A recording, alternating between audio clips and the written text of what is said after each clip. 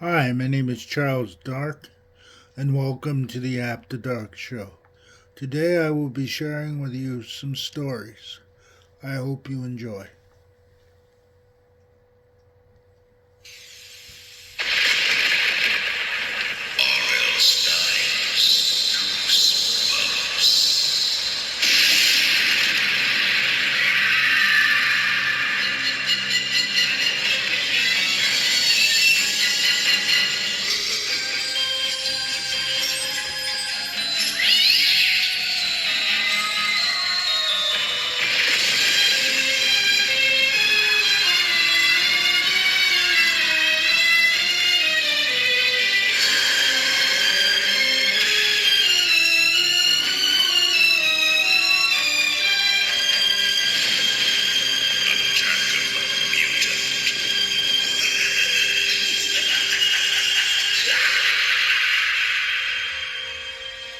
Hey, put that down!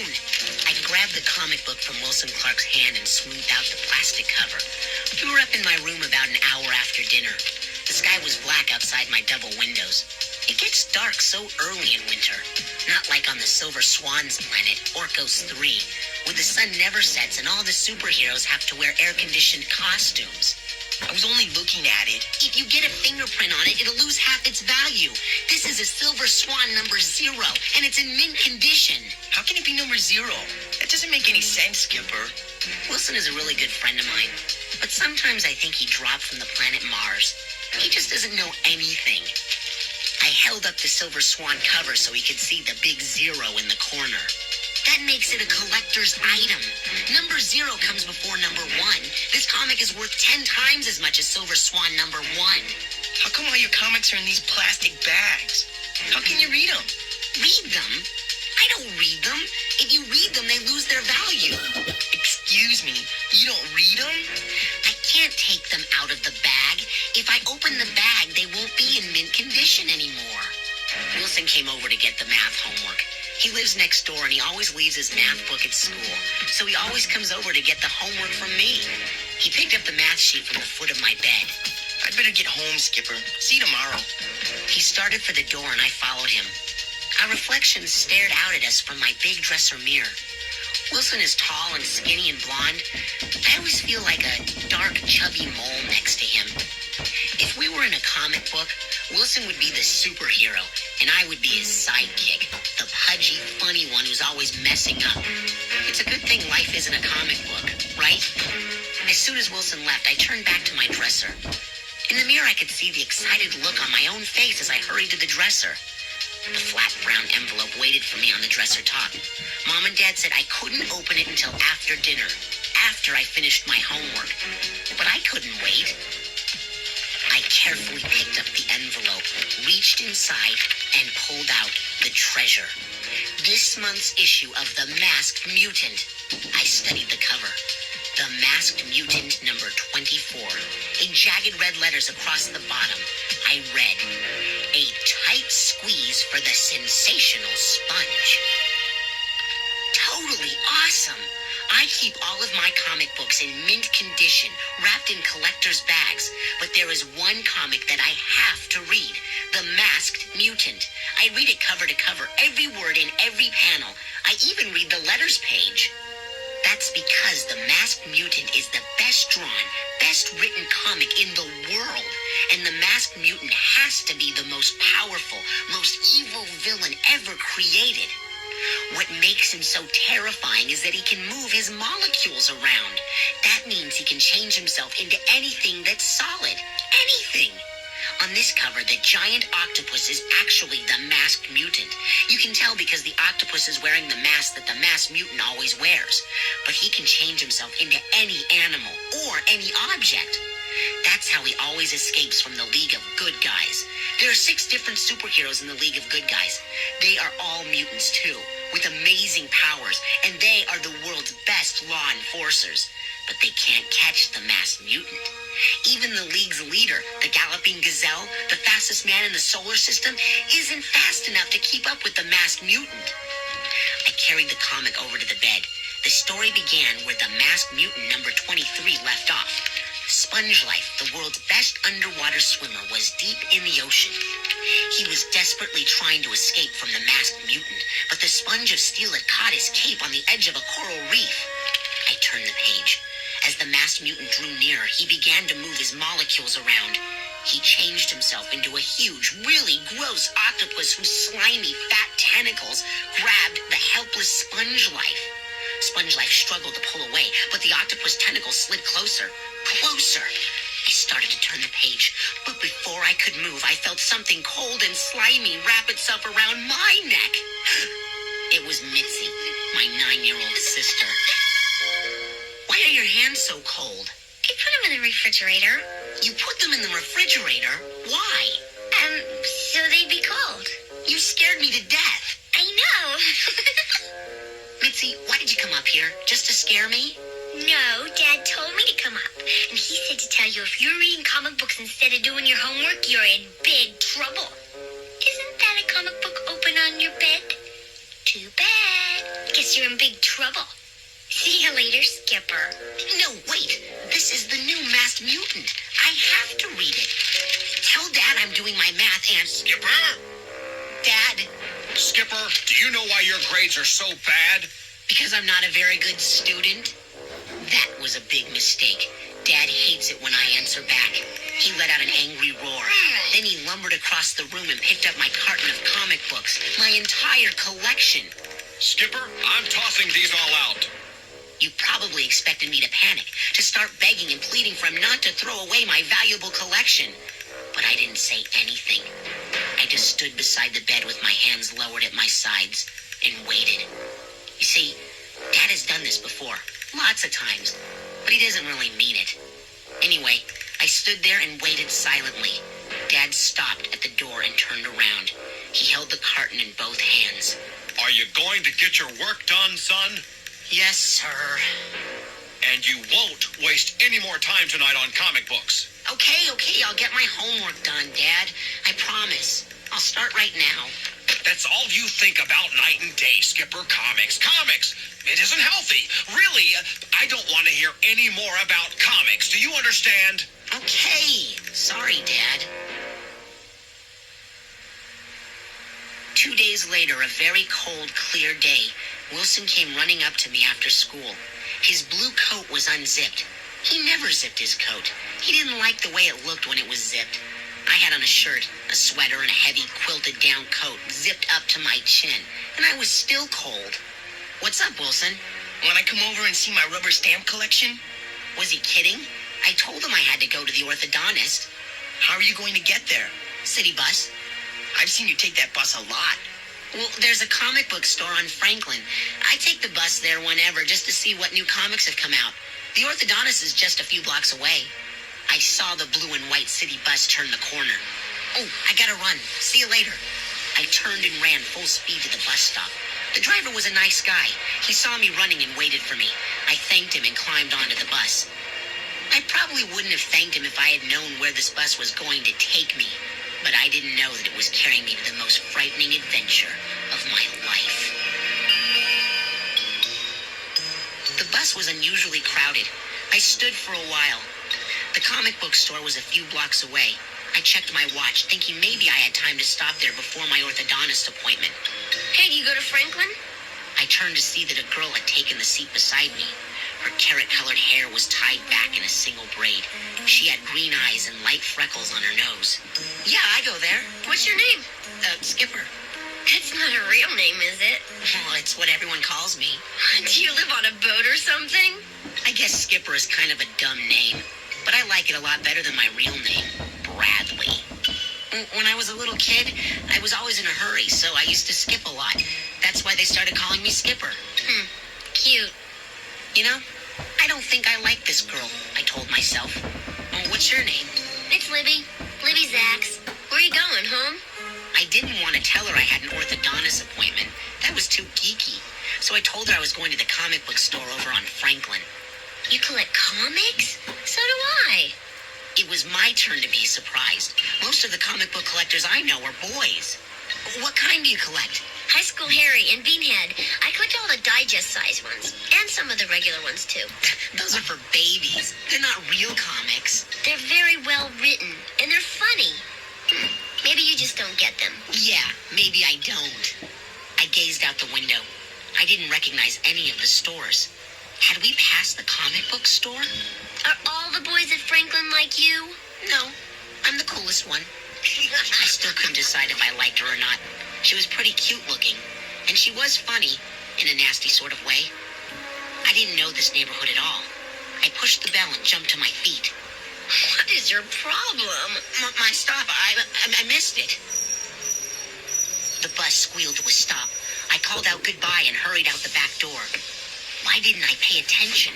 Are you lost? Libby, what are you doing here? It's my stop. I live 2 blocks down that way. I have to go back. As I turned to leave, something came into view that made my breath catch in my throat. I was staring at a tall building on the other corner. A tall pink stucco building with a bright green domed roof. I was staring at the secret headquarters of the Masked Mutant. Skipper, what's wrong? But I couldn't answer. I stared at the building across the street. I raised my eyes to the bright green roof and shiny pink walls. I had never seen colors like these in real life. They were comic book colors. It was a comic book building. But here it was, standing on the corner across the street. Skipper, are you okay? It's real.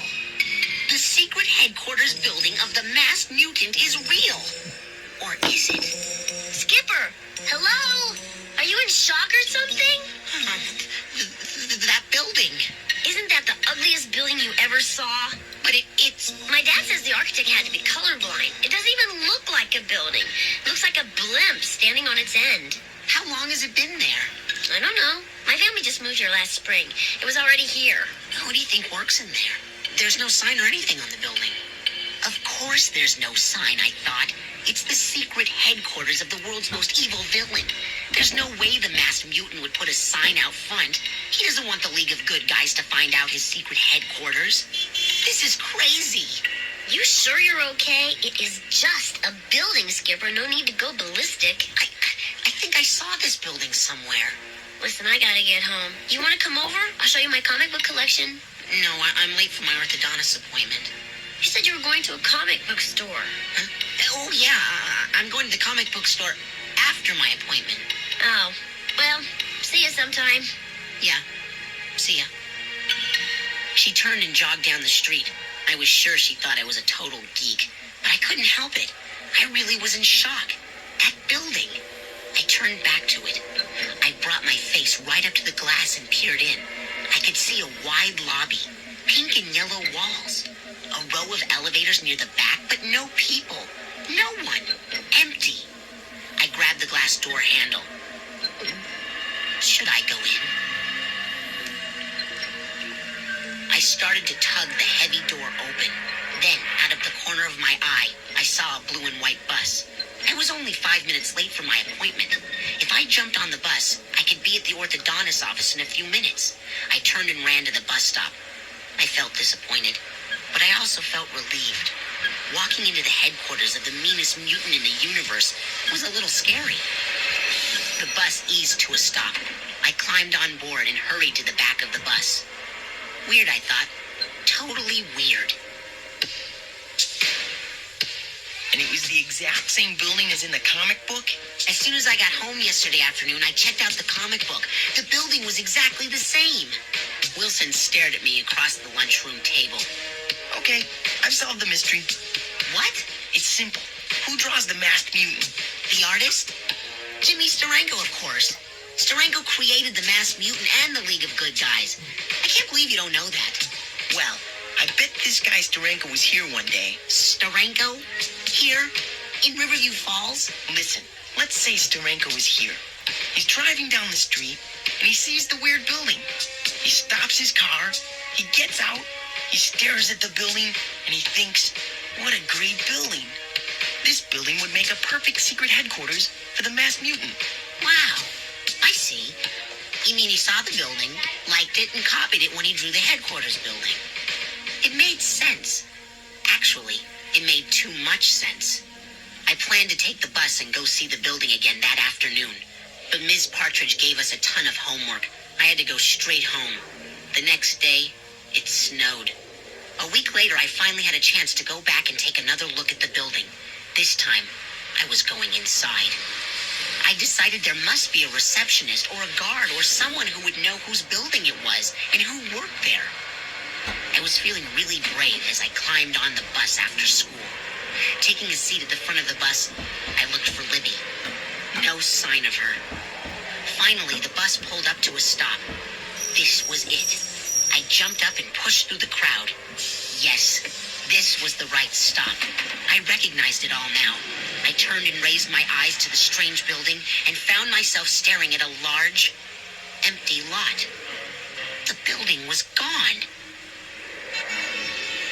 I stared across the street. How could that enormous building vanish in 1 week? Another bus pulled up to the bus stop. Skipper! Skipper! Hey, Skipper! Libby hopped off the bus waving. Hey, what are you doing back in my neighborhood? That building, it's gone. Well, don't say hi or anything. Excuse me. Hi.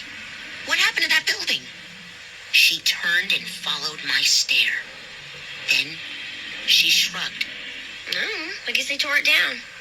But Oh, it was so ugly. Maybe the city made them tear it down. No. But did you see them tear it down? No. You live near here, right? Yes. Did you see them doing it?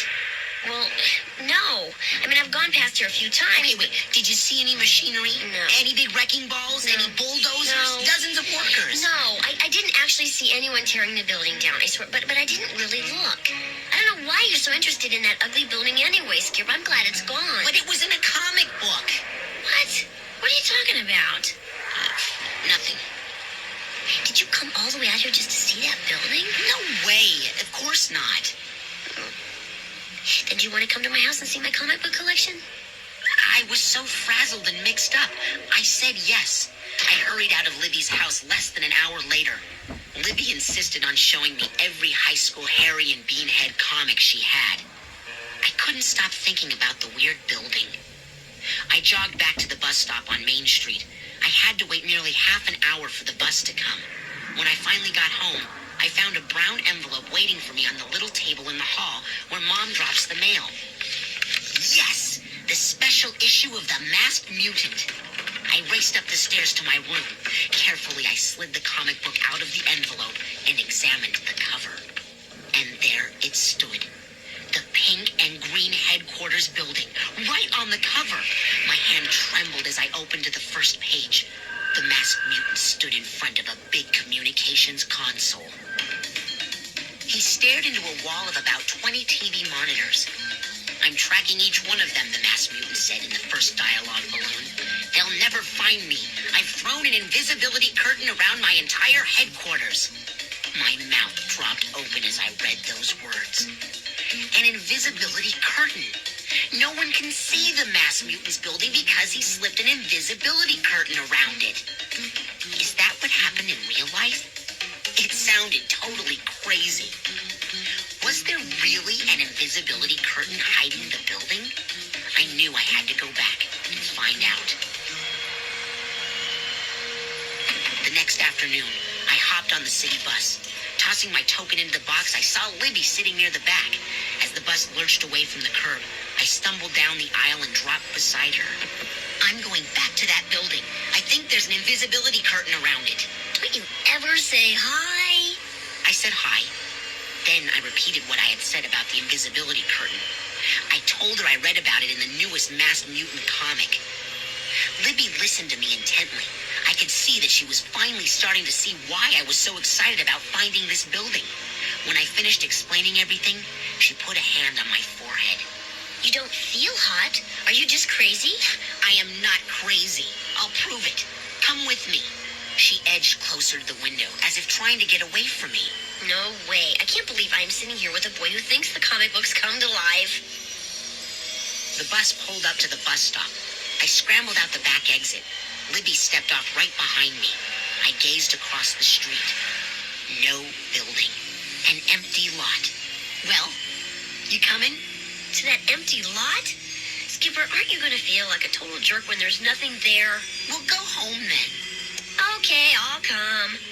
Now tell me, How do we get through the invisibility curtain? Well, in the comic book, people just step through it. You can't feel it or anything. It's like a smoke screen. But once you step through it, you can see the building. Let's get this over with, okay? Walking side by side, we took a step across the sidewalk toward the empty lot. I can't believe I'm doing this. I can't believe I'm... The building had popped into view. We stood a few feet from the glass entrance. You were right. Now what? I couldn't speak. The comic book is real, I thought. Does that mean the building really belongs to the masked mutant? Let's get away from here, okay? No way. Come on. Let's go in. Go in? Are you crazy? We have to, Libby. Come on. Don't stop to think about it. Let's just go. I took a deep breath, pulled open the heavy glass door, and we slipped inside. I've never been so scared in my entire life. The lobby was enormous. It seemed to stretch on forever. I didn't see a reception desk, no chairs or tables, no furniture of any kind. Where is everyone? I could see Libby was frightened too. She clung to my arm, standing close beside me. The vast room was empty. Not another person in sight. I took another step and heard a soft beep.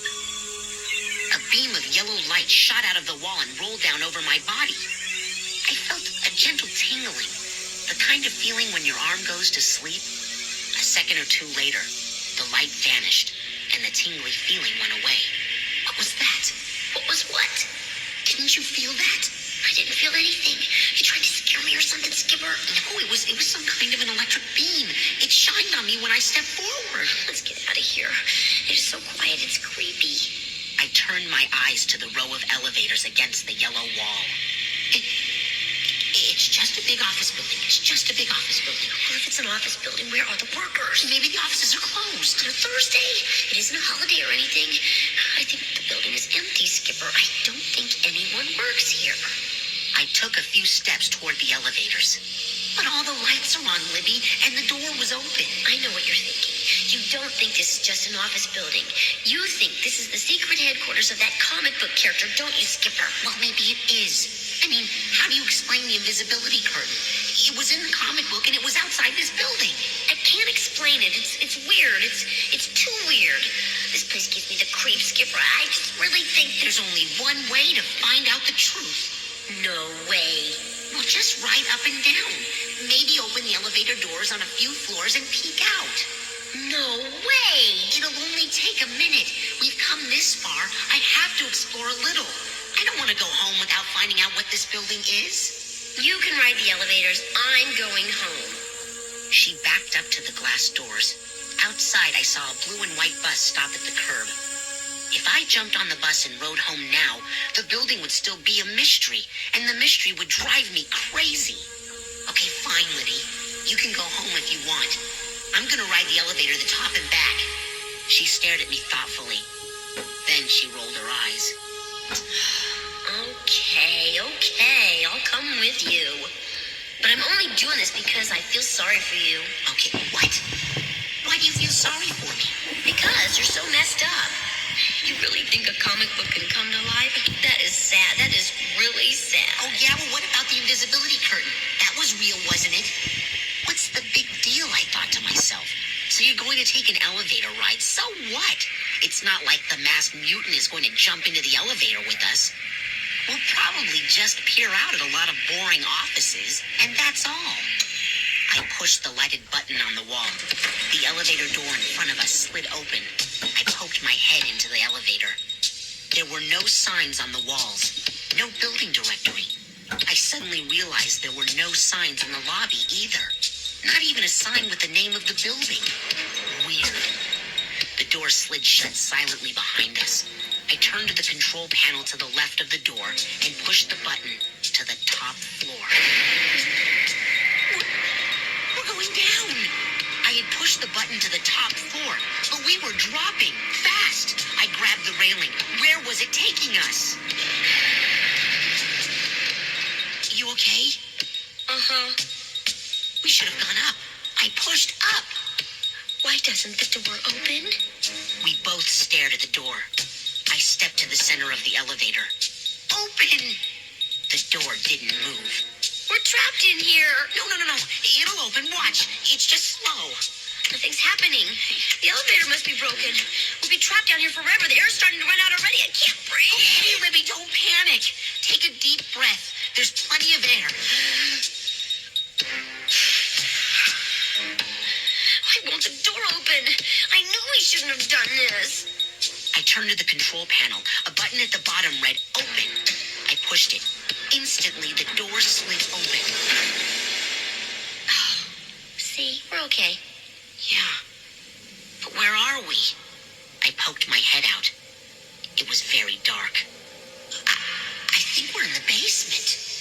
There are all kinds of pipes and big furnaces and stuff. I took a step out the door and glanced both ways. I couldn't see much. Machinery, a row of metal trash cans, a stack of long metal boxes. Come on, Skipper. Let's go back up. Now! I stepped back into the elevator and pushed the button marked lobby. The door didn't close. The elevator didn't move. I pushed it 5 or 6 times. Nothing happened. I pushed everything. I pushed a red button marked emergency 5 or 6 times. Nothing. I don't believe this. Let's get out and take a different elevator. I led the way out into the dark basement. Libby stayed close behind me. What's going on? Why did the door close when it wouldn't close before? Libby didn't reply. I waited for my eyes to adjust to the darkness. Then I saw what Libby was staring at. Where are the other elevators? We were staring at a smooth, bare wall. The elevator that had brought us down here was the only elevator on the wall. The other elevators don't come down here, I guess. I searched the wall for a button to push to bring our elevator back. I couldn't find one. No button. There's no way out. No way out at all. Silence. At the far wall, we could see that there were no elevators, only a thick tangle of cobwebs up near the ceiling. Maybe there are elevators on the other wall. Maybe. Or maybe there's a stairway or something. Maybe. Just the furnace starting up. Let's find a way out of here. I'm never going in an elevator again as long as I live. Hello? Anybody down here? Anybody here? Can anybody hear me? Hello? There's got to be some stairs leading out of here. Dim light shone through a doorway up ahead. We found ourselves in a long hallway. Anybody here? Only silence. Dark. I saw stacks of cartons, tall file cabinets, strange machinery I didn't recognize. Weird, huh? When Libby didn't answer, I turned to make sure she was okay. She was gone. I squinted back down the long gray hallway. No sign of her. Libby? Libby, where are you? Libby, okay, if this is some kind of a dumb joke, it's not funny. I forced myself to retrace our steps. I began jogging, peering into every dark room. Libby! The narrow hall led to an enormous, brightly lit room. I had to shut my eyes against the sudden bright light. When I opened them, I found myself nearly face to face with a gigantic machine. The machine had to be a block long. It was a printing press. Libby, are you in here? Libby! Silence. This room was as empty as all the others. I made my way to a long table at the back of the room. I found a stool and dropped down on it. 100 questions pushed into my mind at once. Where was Libby? Where was everyone? Is this where they print the comic books? Am I in the basement of Collectible Comics, the company that publishes The Masked Mutant? I stared around the cluttered room, searching for Libby. I turned back to the table and nearly toppled off the stool. The Masked Mutant was staring up at me. A large colored drawing of the Masked Mutant stared up at me from the table. I picked it up and examined it. It had been drawn on thick poster board in colored inks. Glancing across the table, I saw a stack of papers on a low counter that ran along the entire back wall. They were ink drawings and pencil sketches. Many of them were of the masked mutant. Some of them showed him moving his molecules around, changing into wild animals and strange creatures. I opened a thick folder and found about a dozen color sketches of the members of the League of Good Guys. Then, I found a stack of pencil drawings of characters I'd never seen before. This must be where they make the comic books, I told myself. I was so excited about seeing these drawings and sketches, I nearly forgot about Libby. This pink and green building must be the headquarters of Collectible Comics, I realized. I was starting to feel calmer. I found some really new pencil drawings of the masked mutant. My eyes were practically spinning. I never dreamed the Collectible Comics were made right in Riverview Falls. I was having a great time, really enjoying myself. Of course, it had to end. It ended when I opened the last folder on the counter and stared at the sketches inside. My hands trembled as I shuffled from one to the next. It was impossible. I was staring at sketches of me. You're just imagining it, Skipper, I told myself. The boy in the sketches only looks like you. But it had to be me. He was short like me and just a little bit chubby. He wore my clothes, baggy jeans and long-sleeved pocket t-shirts. I stopped at a drawing halfway through the pile and stared hard at it, holding it close to my face. The boy in the drawing even had a chip on his front tooth, just like me. Who had been drawing me? How did the artist know that I have a tiny chip on one front tooth? I stared at the drawings, my heart pounding. In one drawing, I looked really scared. I was running from something, my arms out stiffly in front of me. Another drawing was a close-up portrait of my face. My expression was angry, furious. I was still staring at the drawings when I heard the footsteps, and I realized I was no longer alone. Who's there? Where were you? I searched everywhere. Where were you? I thought you were right behind me. I thought you were right ahead of me. I turned a corner and you were gone. How could you leave me by myself in this creepy place? I didn't. You left me. Well, let's get out of here, Skipper. I found some elevators that are working. Look, Libby, at these drawings. You have to see these. Are you serious? I want to get out of here. I don't want to look at comic book drawings now. But wait, don't go. I told you I found some elevators. Are you coming or not? But these drawings are of me. Oh, yeah, sure. Why would anyone draw you, Skipper? I don't know. But these drawings are definitely... Oh, you have a sick imagination. You seem like a normal guy, but you are totally weird. I have to get out of here. Goodbye. I dropped the drawings onto the counter and chased after her. Wait up, Libby! I didn't want to be left alone in this creepy place. I had to get home and figure it out. I felt totally confused. We turned a corner and I saw a row of elevators against the wall. Libby pushed the button on the wall and one of the elevators slid open. Neither of us spoke a word. Libby pushed the button marked lobby. We heard a soft hum and felt the elevator start to move. When the door slid open and we saw the pink and yellow walls of the lobby, Libby and I burst out of the elevator and ran to the exit. I've got to get home. My mom is going to have a cow. Well, do you believe me about the drawings? No. Who would believe that? Then she crossed the street and headed for home. I could see a bus approaching. Reaching in my pocket for a token, I turned to take one last look at the weird building. It had vanished once again. I needed time to think about everything, but Wilson was waiting for me when I got home. Hey, I brought over some of my rubber stamps. I thought you might like to see some of the better ones. Wilson, I just had a really weird thing happen, and I need to think about it alone. What happened? It's kind of a long story. See, I was in a building on the north side of town. I think it's where they make the collectible comics. Really? Here in Riverview Falls? They let you in? Well, there was no one there. So we went in. This girl I met on the bus, Libby, and me. We tried to go up in the elevator, but it took us down. Then Libby got lost and I found a stack of drawings of myself. Wait a minute. I'm not following this too well, Skipper. How could I explain it? I told Wilson I'd talk to him later after I calmed down. After he left, something caught my eye on the mail table in the hall. A brown envelope. Was it? Yes. An envelope from the Collectible Comics Company. The next special issue of The Masked Mutant. I grabbed for the envelope, tucked it under my arm, and ran up the stairs, 2 at a time. I needed total privacy. My hands trembled as I ripped open the envelope and pulled out the comic book. The cover showed a close-up of the Masked Mutant. His eyes glared angrily out at the reader.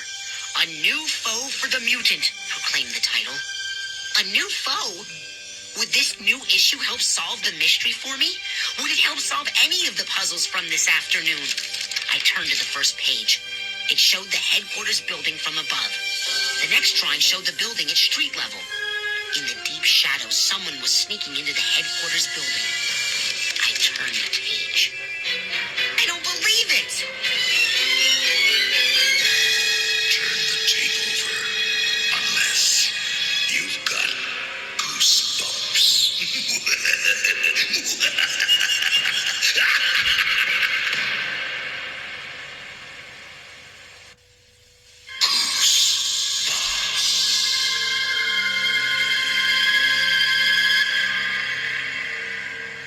It was me sneaking into the Masked Mutants headquarters building. I turned the pages with shaking hands, studying each picture. The Galloping Gazelle sat in a tiny room. The room grew hotter and hotter. In minutes, the Galloping Gazelle would become the Boiled Gazelle. The Masked Mutant had trapped the Galloping Gazelle in his headquarters, and now he planned to leave the Gazelle there to boil. I turned the page. There I was, creeping through the dark hallway. In the comic, I wore the same t-shirt and baggy jeans I had on right now. The next drawing showed a close-up of my face. Big beads of sweat rolled down my pink face. I guess that meant I was scared. I thought I looked a little too chubby in that drawing, but it was me. It was definitely me. I tore out of my room and hurtled down the stairs. Mom! Dad! Where are you? I found them in the kitchen preparing dinner. Dad was chopping onions. His eyes were filled with tears. Mom was bent over the stove. As usual, she was having trouble getting the oven lit. Okay, you're not gonna believe me, but I'm in this comic book. You have to see this. Son, did you have a letter to the editor published? No, I'm in the comic. I waved the comic book in Dad's face. I can't see a thing. Get that away from me. Can't you see what this onion is doing to my eyes? I ran over to Mom. She was still hunched over the stove trying to get it to light. Mom, you have to check this out. I'm in here. Look, it's really me.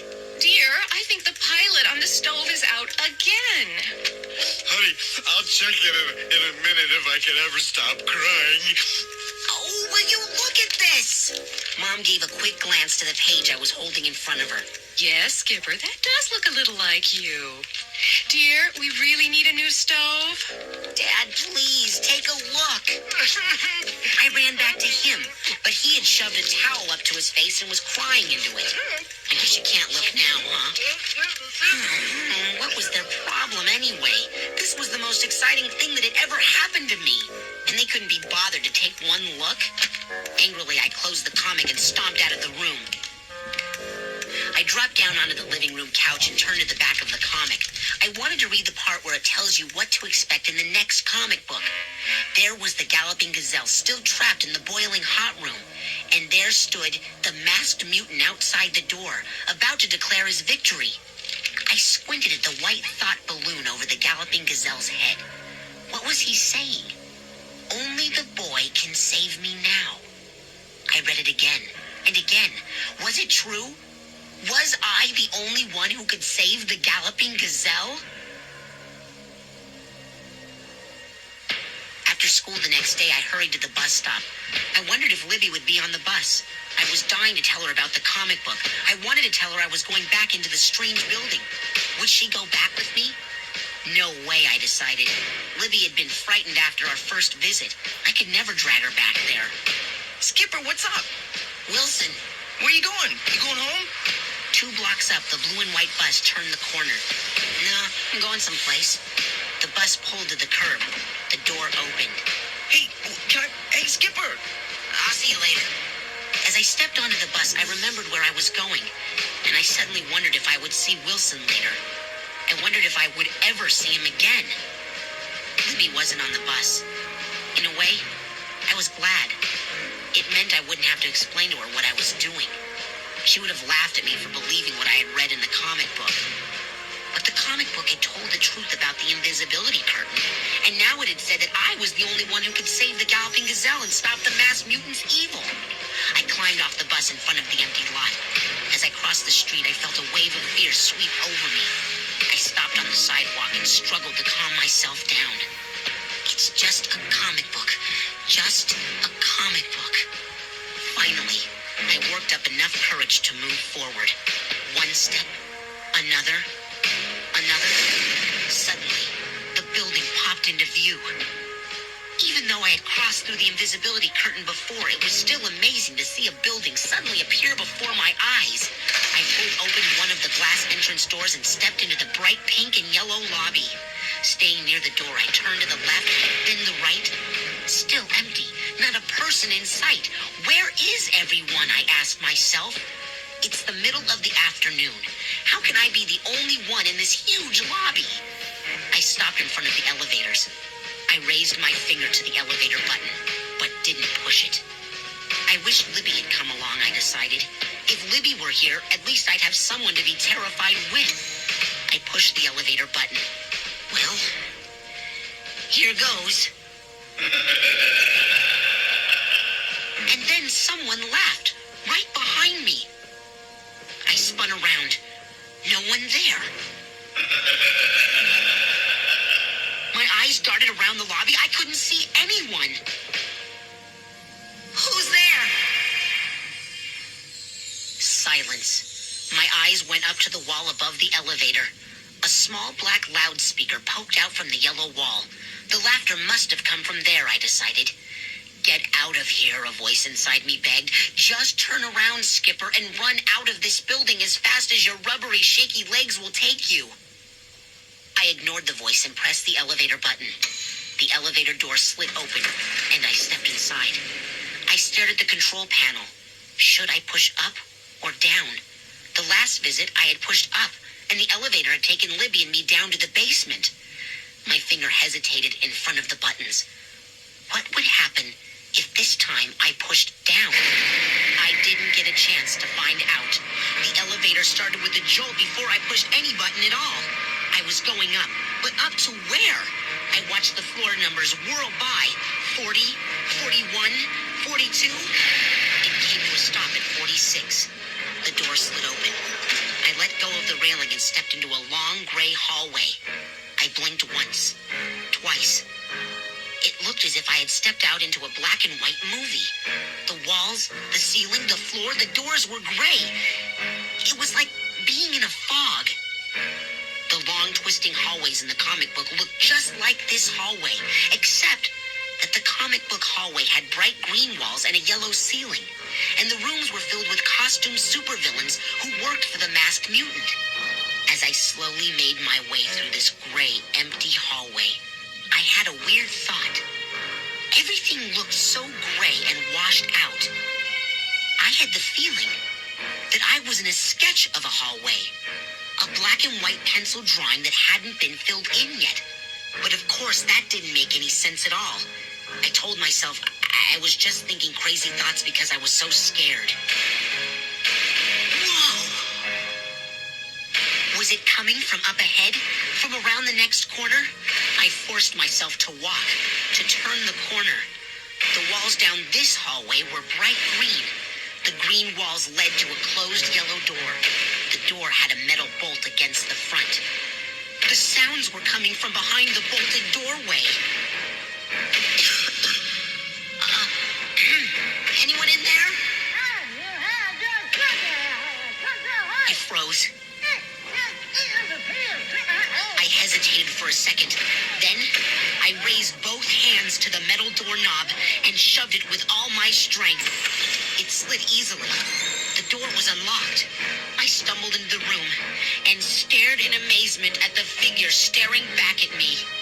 You're real? His cape was twisted and his mask had rolled down over one eye. But I knew. I was staring at the galloping gazelle. You're really alive? Untie me, kid. Hurry. I realized that his powerful arms and legs were tied to the chair. The thumping and bumping had been the sounds of his chair banging against the floor as he had tried to escape. I can't believe that you're here. Just hurry, okay? We've got to get out of here. I don't think we have much time. Time? He'll be back, and we want to get to him before he gets to us, right, kid? Us? Just untie me. I can handle him. I wish I could contact my buddies at the League. They're probably all searching the universe for me. Still half dazed, I stumbled across the tiny room to the chair and began working at the ropes. The knots were big and tight and hard to untie. Hurry, kid. Hey, how did you find the secret headquarters anyway? I just found it. Don't be modest, kid. You used your secret cyber radar powers, right? Or did you use ultra mind control to read my thoughts? No, I just took the 14 bus to Franklin. I didn't really know how to answer him. Did he have me confused with someone else? Why was I here? What was going to happen to us? To me? Finally, one of the knots slid open. The galloping gazelle flexed his muscles and stretched out his powerful chest, and the ropes popped away easily. Thanks, kid. He jumped to his feet and adjusted his mask so that he could see through both eye holes. Then he started toward the door, taking long, heavy strides. Okay, let's go pay him a surprise visit. Do you really want me to come too? I know what you're worried about, kid. You're worried that you won't be able to keep up with me because I have dino legs, and I'm the fastest living mutant in the known universe! Well, yeah. That has something to do with it. Don't worry, kid. I'll go slow. Let's get moving! I tripped over the tangle of ropes on the floor, grabbed the chair to catch my balance, then followed him out into the green and yellow hallway. He turned and began running down the hall. As I started to follow, he became a blue and red blur of light, and then vanished. A few seconds later, he came jogging back. Sorry, kid. Too fast for you? A little. He rested a gloved hand heavily on my shoulder. His gray eyes peered at me solemnly through the slits in his mask. Do you have wall climbing abilities? No, sorry.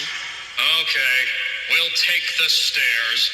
He grabbed my hand and pulled me down the hall. He moved so fast, both of my feet were in the air. I expected the galloping gazelle to pull me up the stairs, but to my surprise, he stopped just past the doorway. He narrowed his eyes at the stairs. Wait! There is a disintegrator ray there. What? A disintegrator ray. If you step into it, it will disintegrate you in 1/100th of a second. Do you think you can jump the first 2 steps? You mean... Land on the 3rd step. Get a good running start, kid. Yeah, I'll need it, I thought, staring at the steep steps. I suddenly wished I hadn't eaten so many Pop-Tarts and bowls of Frosted Flakes for breakfast every morning. If only I were a little slimmer, a little lighter. Get a good running start and make sure you clear the first 2 steps. Land on the 3rd step and keep moving. If you land on the 1st or 2nd step, you'll disintegrate. Poof! Not good. I wanted to be brave, but my body just wasn't cooperating. It was shaking and quaking as if I were made of jello. I'll go first. He turned to the stairs, bent his knees, stretched both hands forward, and leaped over the invisible disintegrator ray, landing on the 5th step. See? It's easy. Easy for you. Some of us don't have dino legs. Hurry. If you stop to think about it, you won't be able to do it. I'm not very athletic. What an understatement. Whenever the kids I know play any sports, I am always the last kid chosen for a team. Hurry! Take a good running jump, kid. Aim for the 3rd step. It isn't that high. I'll catch you. The 3rd step looked about a mile in the air to me. But I bent my knees, took a running leap, my best leap, and landed with a hard thud on the 1st step. I clamped my eyes shut as the disintegrator ray poured through me and my body crumbled into thin air. Actually, I didn't feel anything. I opened my eyes to find myself standing on the bottom step, still in one chubby piece. I guess he doesn't have it turned on. You caught a break, kid. I was still trembling.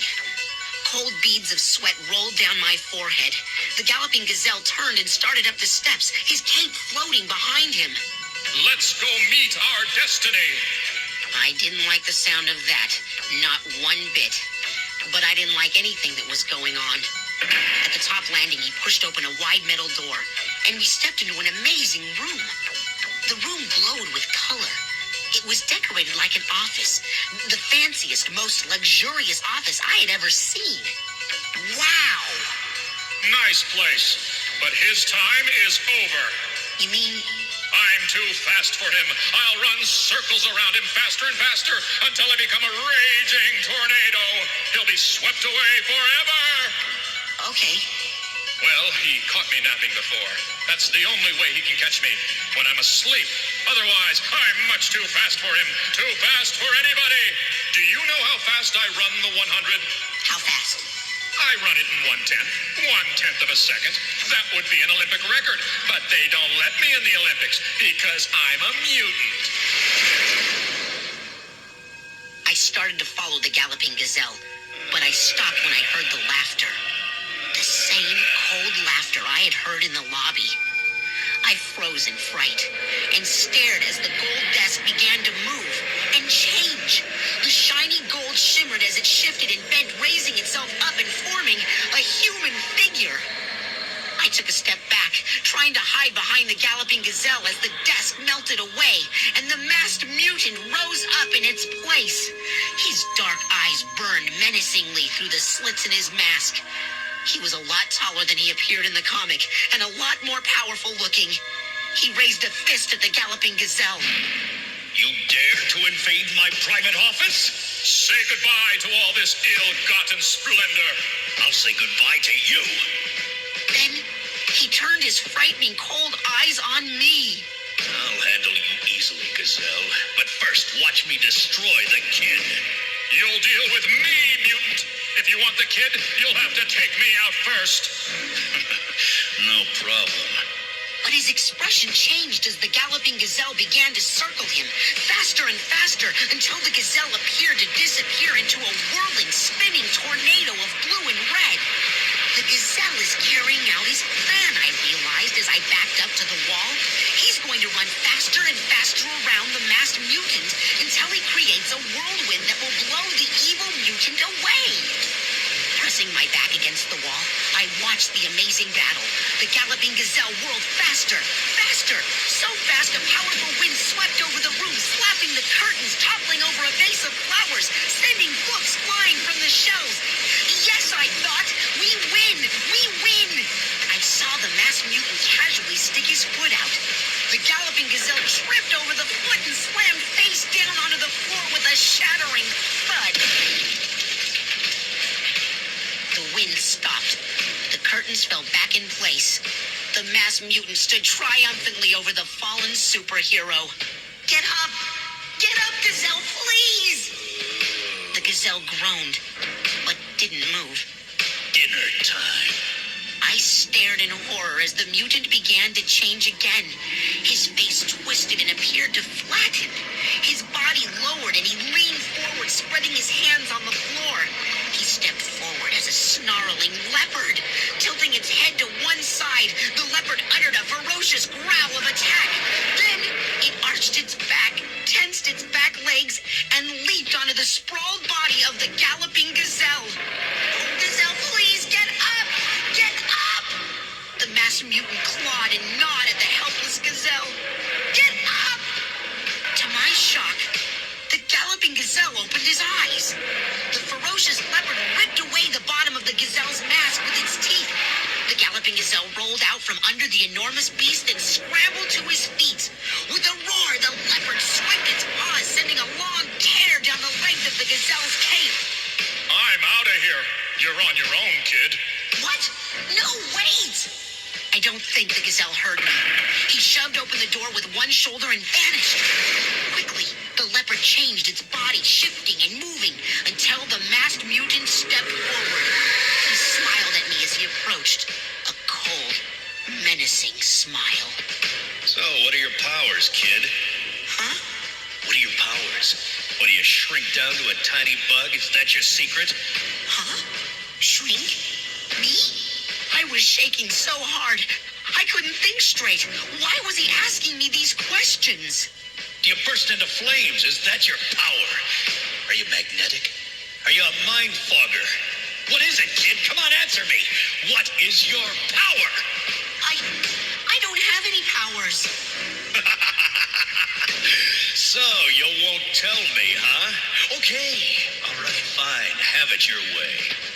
His smile faded. His dark eyes turned cold and hard. I was just trying to make it easy on you. I want to destroy you in the easiest way possible. Oh, I see. My eye caught something on the shelf. A large, smooth stone as big as a coconut. It was some kind of decoration. I wondered if it would make a good weapon.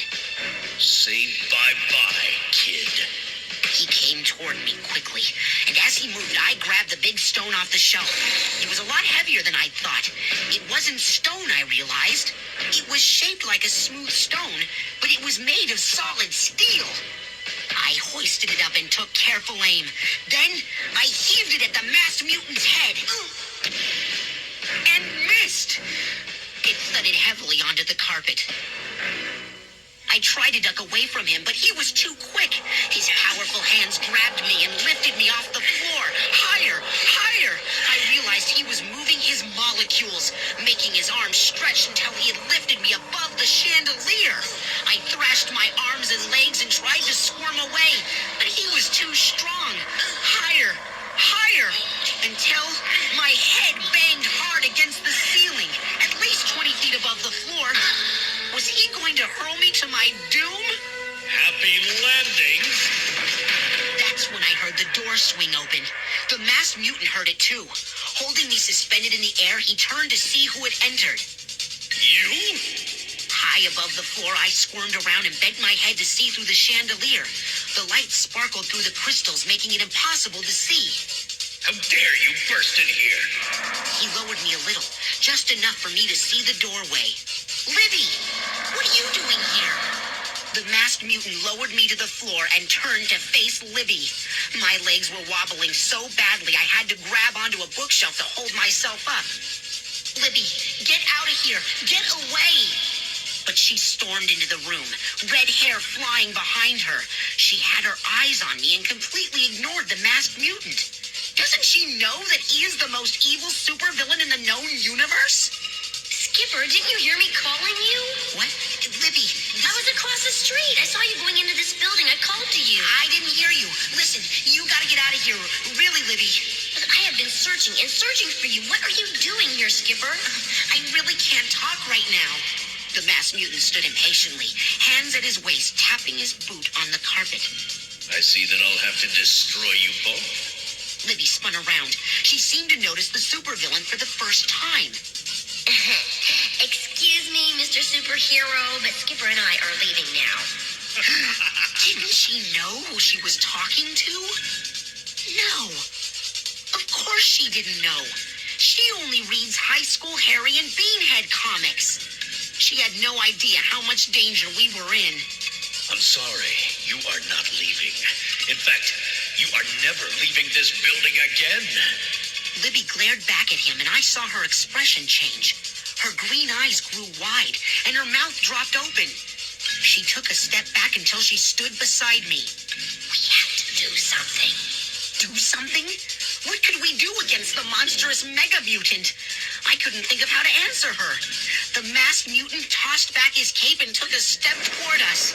So, which one of you wants to go first? I turned and saw that Libby had pulled a yellow plastic toy gun from her backpack. Libby, what are you doing? That's just a toy. I know, but this is a comic book, right? It can't be real, so if it's a comic book, we can do anything. She raised the plastic toy pistol and aimed it at the masked mutant. What do you plan to do with that toy? It only like a toy. It's a molecule melter. Leave this room or I'll melt all your molecules. Nice try. He narrowed his eyes at Libby and took another step toward her. I guess you want to go first.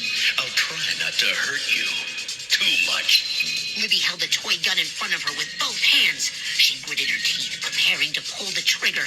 The masked mutant moved closer. Put down that toy. It can't help you. I'm not kidding. It isn't a toy. It really is a molecule melter. The masked mutant took another step closer, then another step, and Libby aimed the gun at the mutant's chest. She pulled the trigger. A high-pitched whistle burst out of the gun. The masked mutant took another step closer, then another. Libby lowered the plastic gun. We both stared in horror as the masked mutant came nearer. He took one more step, then stopped. A bright white light circled his body. The light became a crackling electrical current. The mutant uttered a low moan. Then he began to melt. His head melted down into his mask. The empty mask slumped onto the shoulders of his costume, and then the rest of his body melted away, shrinking until there was nothing left but a wrinkled costume and cape heaped on the carpet. Libby and I stood staring down at the costume. It worked! The toy gun! Libby, it worked!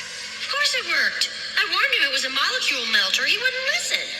My brain was doing flip-flops. I didn't really understand. It was just a toy pistol. Why did it destroy the mightiest mutant on Earth? Let's get out of here. Libby moved to block my path. I'm sorry, Skipper. Sorry, what do you mean, Libby? She raised the plastic pistol and aimed it at me. I'm sorry, because you're disappearing next. Libby, please, put down the gun. You know, you have a really sick sense of humor. She kept the plastic gun aimed at my chest. The expression on her face was hard. Libby, what's your problem? I'm not Libby. I hate to break the news to you, Skipper. But there is no Libby. As she said those words, she began to change. Her red hair slid into her head. Her cheeks grew wider. Her nose lengthened. Her eyes changed from green to black. She stretched up, growing taller and taller. And as she grew, her clothing changed too. Her jeans and t-shirt appeared to melt away, replaced by a familiar-looking costume. The costume of the masked mutant. Libby, what's going on? How are you doing that? You don't catch on very fast, do you? Libby, I'm the masked mutant, Skipper. I changed my molecules into a girl your age and called myself Libby. But I'm the masked mutant. But... She tossed the toy gun aside and grinned at me triumphantly. But you just melted the masked mutant. We both saw him melt. No, you're mistaken. I just melted the magnificent Molecule Man. What? Molecule Man? Yeah, he worked for me. Sometimes I ordered him to dress like me, to keep people off my track. He worked for you? And you melted him? I'm a villain. I do very bad things, remember? It all started to come clear. There never was a Libby. It had been the masked mutant all along. Now I have no choice. Now I have to do something very bad to you, Skipper. But why? Why can't I just leave? I'll go straight home. I'll never tell anyone about you, I promise. I can't let you leave. You belong here now. Huh? What are you saying, Libby? I mean mutant. You belong here now, Skipper. I knew it when I saw you on the bus for the first time. I knew you were perfect when you told me you knew everything about my comics. But I trusted you. It's so hard to find good characters for my stories, Skipper. I'm always looking for new foes. That's why I was so pleased when I discovered you. When you recognized my headquarters building, I knew you were right. I knew you were ready to star in a story. I'm so sorry, Skipper, but the story is over. Your part has come to an end. What? What are you going to do? Destroy you, of course. I pressed my back against the wall. I stared back at him, thinking hard. Goodbye, Skipper. But you can't do this. You're just a character in a comic book. But I'm real. I'm a real live person. I'm a real boy. No, you're not, Skipper. You're not real. You're just like me now. You're a comic book character, too. I pinched my arm. It felt as warm and real as always. You're a liar. Yes, I'm a liar. That's one of my better qualities. But I'm not lying this time, Skipper. You're not real anymore. I feel the way I always have. But I changed you into a comic book character. Remember when you entered this building for the first time? You walked through the glass door and a beam of light passed over you? Yeah, I remember that. Well, that was a scanner. When you stepped through it, it scanned your entire body. It turned you into tiny dots of ink. No! That's all you are now, Skipper. Tiny dots of red, blue, and yellow ink. You're a comic book character, just like me. He slid toward me menacingly, his cape spreading out behind him. But I'm sorry to say you've made your last appearance in my comic book. Or in any comic book. Wait! I can't wait any longer. I've already wasted too much time on you, Skipper. But I'm not Skipper. There is no Skipper Matthews. Oh, really? Then who are you? I'm the colossal Elastic Boy. Elastic Boy. I thought you looked familiar. Goodbye, masked mutant. Where you going? Back to my home planet of Zargos. I'm not allowed to guest star in other comic books. He moved quickly to block the door. Nice try, Elastic Boy, but you've invaded my secret headquarters. Now I have to destroy you. You can't destroy Elastic Boy. I'll stretch out my elastic arms and wrap you in them and squeeze you into Play-Doh. I don't think so. I'm tired of all this talk. I'm gonna tear you to pieces, and then tear your pieces into tiny pieces. No way! I'm elastic, remember? I can't be torn into pieces. I bend, but I don't break. There's only one way that Elastic Boy can be destroyed. What's that?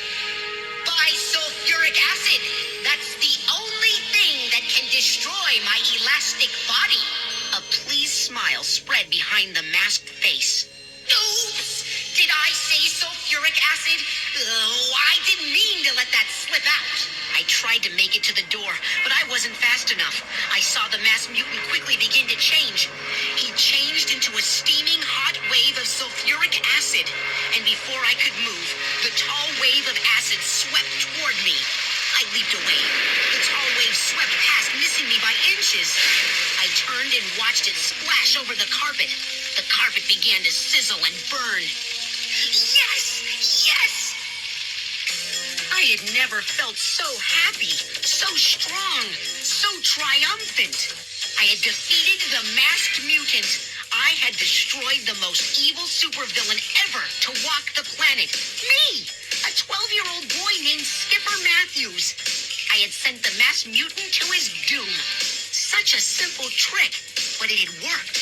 From reading the comics, I knew that the masked mutant could change his molecules into anything solid and then change back again. But I tricked him into changing himself into a liquid. And once he changed into a liquid, he could not reform himself. The masked mutant was gone forever. Skipper, you are a clever guy.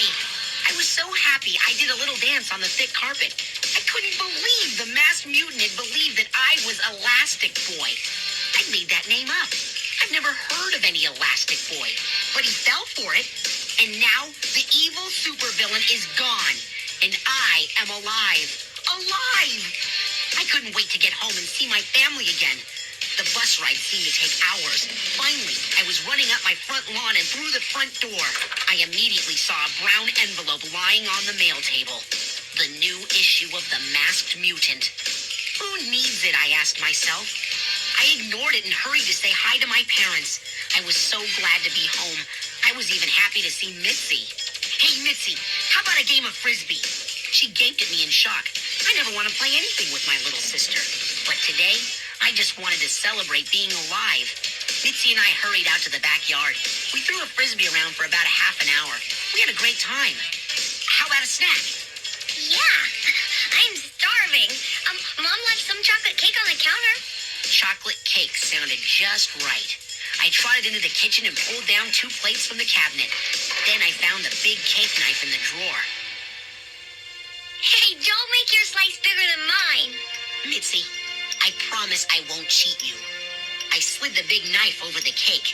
It slipped. Ow! The knife blade cut the back of my hand. I stared down at the cut. What was trickling out from it? Not blood.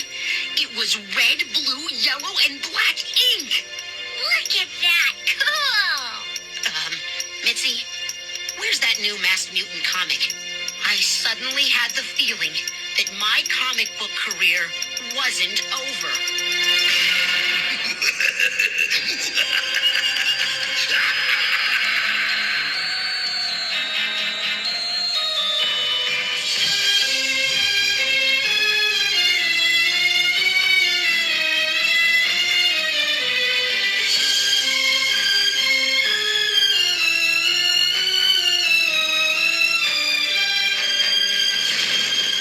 Attack of the Mutant by R.L. Stein. R.L. Stein's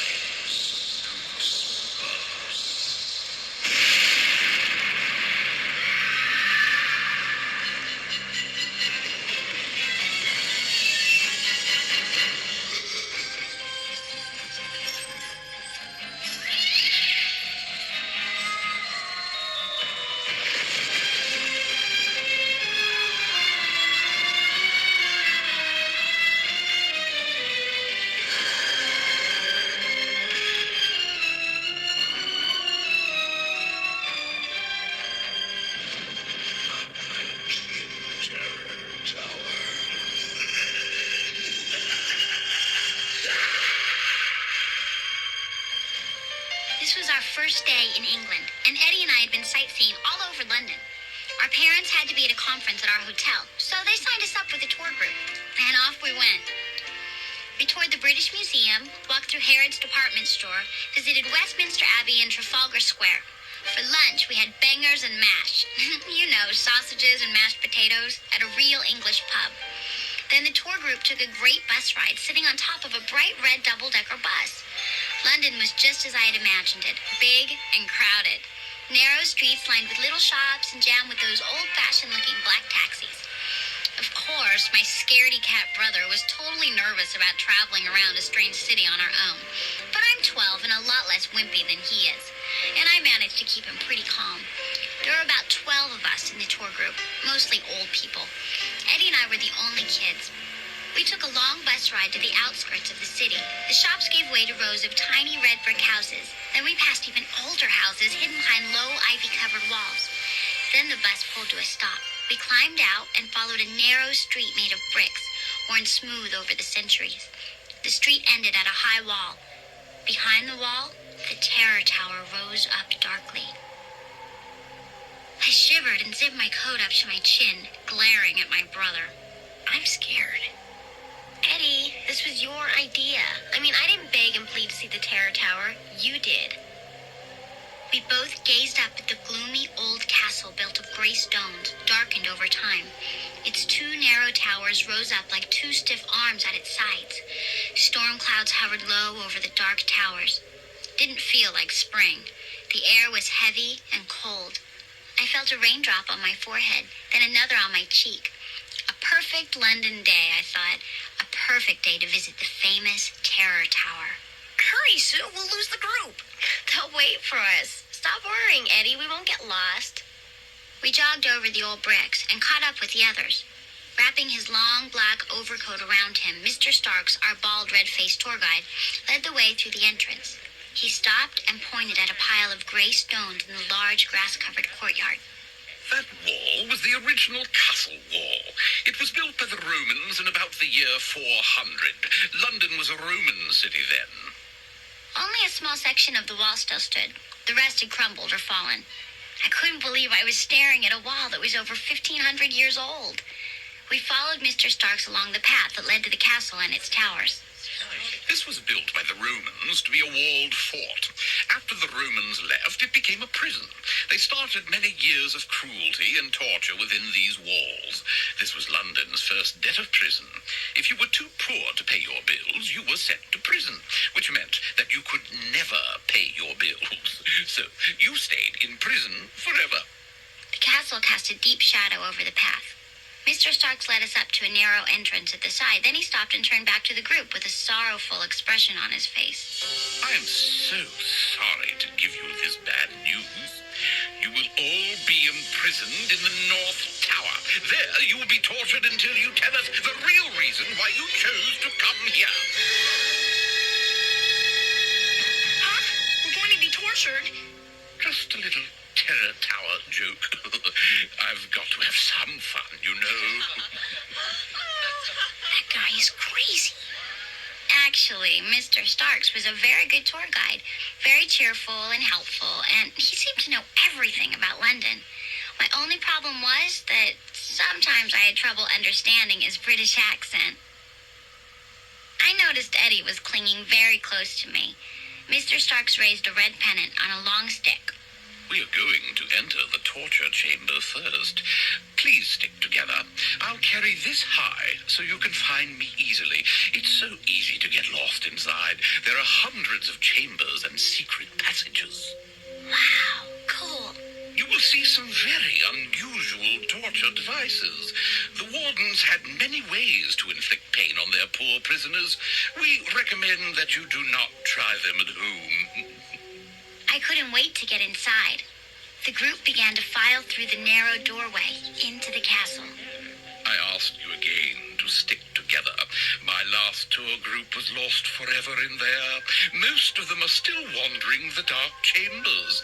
My boss really scolded me when I got back to the office. Turn around, Eddie. Let's go in. The others are getting ahead of us. I just want to take your picture at the castle entrance. I took a step back and pulled my camera from my coat pocket. Eddie made a dumb face, and I pressed the shutter release and snapped the picture. I had no way of knowing that it was the last picture I would ever take of Eddie. Mr. Starks led the way to a large wooden structure in the center of the room. The group huddled closely around him. This is the rack. Wow, it's real. The prisoner was forced to lie down here. His arms and legs were strapped down. When that big wooden wheel was turned, the ropes pulled his arms and legs, stretching them tight. Turn the wheel more, and the ropes pulled tighter. Sometimes the wheel was turned, and the prisoner was stretched and stretched until his bones were pulled right out of their sockets. I believe that is what is called doing a little long stretch in prison. Glancing up, my eye caught a dark figure standing on the other side of the rack. He was very tall and very broad, dressed in a long black cape. He had pulled a wide-brimmed hat down over his forehead, hiding most of his face in shadow.